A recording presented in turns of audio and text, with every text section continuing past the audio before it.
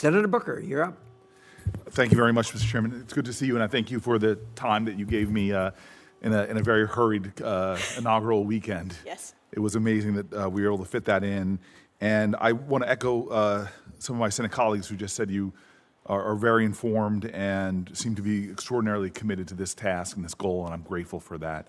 I want to jump in on some of the things we talked about right away. I'm so grateful for Senator Kaine bringing up Haiti and the importance for us to come up with some bipartisan foreign policy agenda or strategy to deal with that crisis there. I want to bring attention to the conflict in Sudan, which has created the largest and fastest growing humanitarian crisis in the world. We see right now tens of millions of people in need of assistance. The humanitarian crisis from hunger and malnutrition all the way to political destabilization in neighboring nations like Egypt, which are seeing this extraordinary overflow of urgencies as a result of the immigration and displaced people that are landing in that country.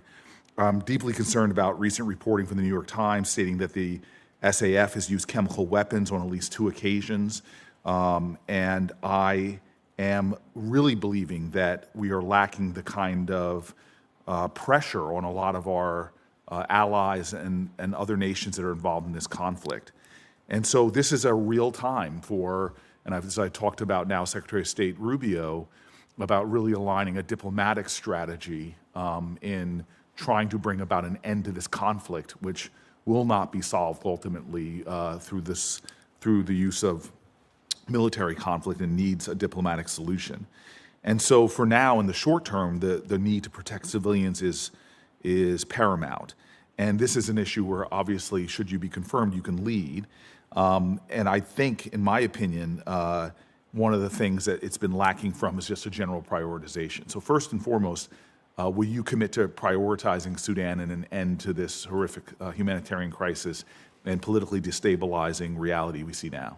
Yes, absolutely. And I think that's one of the great responsibilities of this role is prioritization of what we speak out against on the world stage at the United Nations. And I'm grateful for this committee's bipartisan work on the Sudan Accountability Act. The special envoy position is very important, and raising the awareness within the public of how significant this humanitarian crisis is.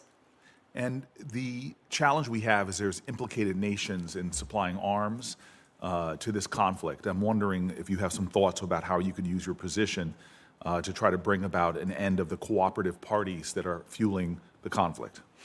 Absolutely. I mean, we will have to have strong conversations led by the President and Secretary Rubio with the UAE, the Egyptians, the Saudis, and that will be critical. I'm not going to get ahead of the Secretary of State and the President, but certainly will be supporting them at the UN mission to do so.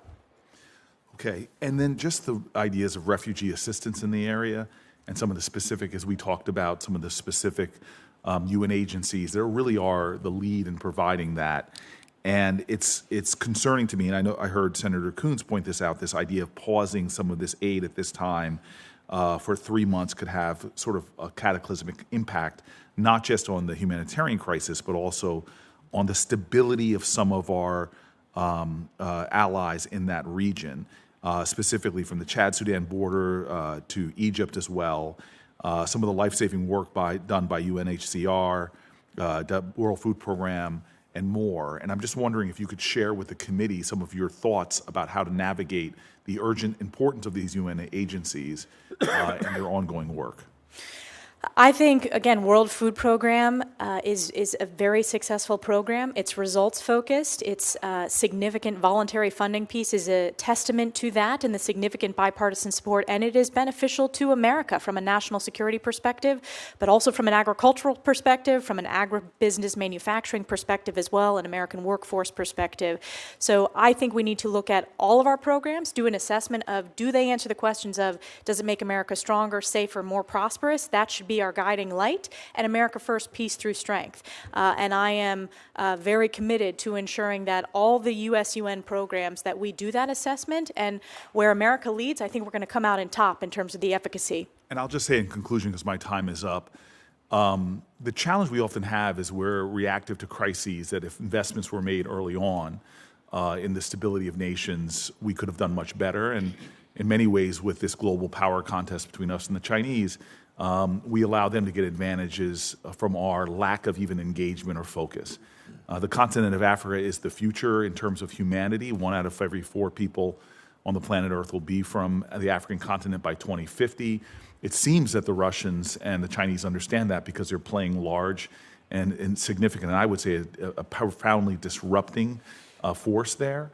And so having a person in the position in which you're nominated for who is focused on the continent, who is engaged and making sure that we as the United States protect our interests, things that make us safe, strong, and prosperous, and understand that as we look to the future, we have to be in now in helping to avert not only the crises that often begin to destabilize regions and cause fertile ground for terrorism and government overthrows, but also start to develop the bonds of trust and partnership that are necessary for long-term prosperity for us and many of the extraordinary nations who want to ally with us and not the Chinese.